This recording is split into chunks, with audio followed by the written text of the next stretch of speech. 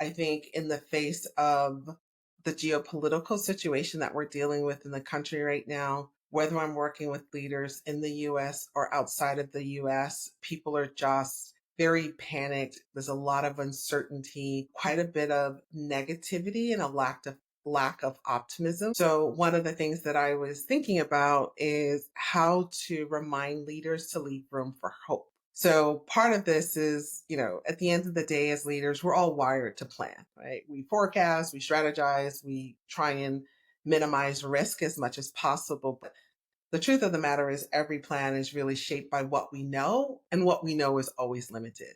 Life, just like business, is full of variables that we can't predict. People who show up unexpectedly, markets that shift, and sometimes that sparks opportunity, sometimes that sparks fear. We have quiet moments, right, that stir a vision inside of us. So I want us to keep planning. I want us to be intentional. I want to encourage leaders to lean into that. But I also want to remind people to leave space that in the planning, right, for hope, right, for the unexpected good that can come out of things, even in the most difficult, chaotic situations, there's always that. I would have never expected that. I wouldn't want to live through that again, but I'm glad for this outcome. So some of the most profound breakthroughs really are things that we can't forecast, but they are revealed. They're things we can't plan, but they unravel in front of us. And that's the tension of knowledge. We want all the knowledge, we want all the data, we want to be able to anticipate. But how do we as leaders shift from acquisition of knowledge and deployment of knowledge